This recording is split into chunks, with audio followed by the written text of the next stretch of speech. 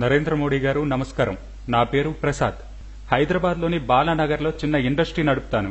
నెలకి 2 లక్షల దాకా ఆదాయం వస్తుంది. అంటే ఏడాదికి 24 లక్షలు.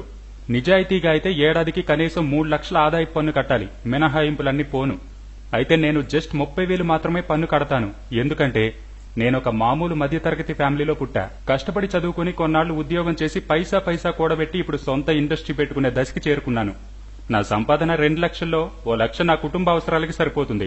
మిగతా 1 లక్ష భూములు, బంగారం లాంటి వాటిలో ఇన్వెస్ట్ చేస్తాను.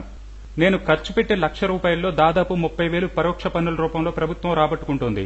కిరాణా సరుకుల దగ్గర నుంచి టీవీ, మొబైల్ దాకా ఏది కొన్నా 20 నుంచి 30% పన్ను.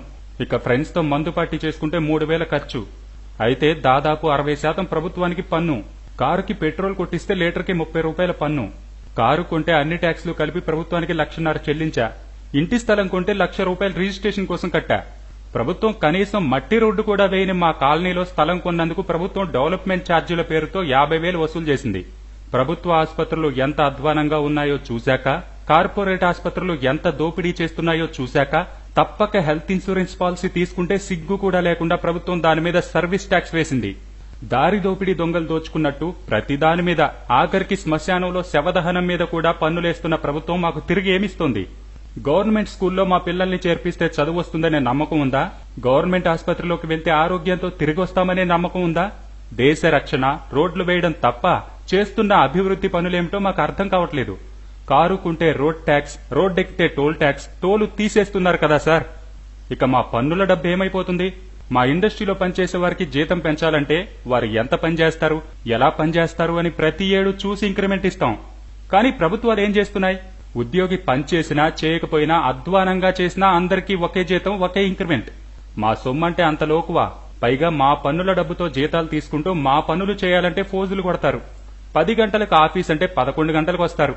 లంచం లేకుండా ఒక్క పని కూడా చేయరు. మరెందుకు సార్ మేం ప్రభుత్వానికి పన్నులు కట్టాలి?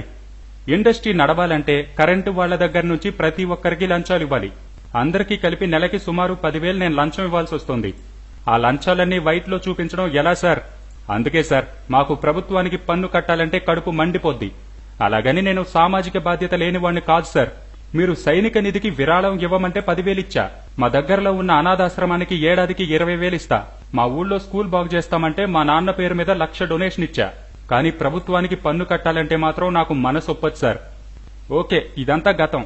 ఇప్పుడంతా వైట్ మనీలోనే వ్యవహారాలు చేద్దాం. మీరు డిసైడ్ చేస్తారు కాబట్టి నా దగ్గర ఉన్న 10 లక్షల బ్లాక్ మనీకి 30% అంటే 3 లక్షలు కట్టి మొత్తం వైట్ మనీలోకి మార్చుకుంటా. కానీ రేపటి నుంచి నేను నెలకి 10,000 లంచం ఇవ్వకుండా పనులు అవుతాయనే గ్యారంటీ ఇస్తారా?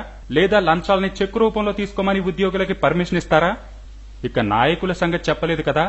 మా గల్లీ లీడర్ దగ్గర నుంచి ఎమ్మెల్యే దాకా అందరి ఎలక్షన్లకి అన్ని పార్టీల వాళ్ళకి విరాళాలు ఇవ్వాలి. లేకపోతే ఇబ్బంది పెడతారు. వీళ్లని కూడా విరాళాలు చెక్కుల రూపంలో తీసుకోమని చట్టం తెస్తారా? పార్టీల డబ్బుల లెక్కల్ని రహస్యం లేకుండా ఓపెన్ గా చెప్తారా?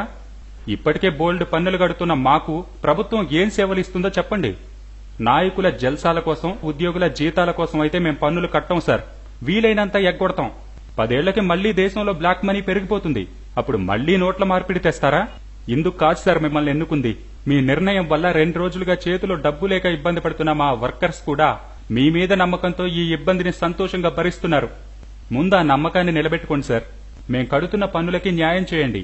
అప్పుడు మేం కూడా న్యాయంగా పన్నులు కడతాం. 2 చేతులు కలిస్తేనే సార్ చప్పట్లు. మా చేయి రెడీ. మీ చేత కోసం ఎదురు చూస్తుంటాం.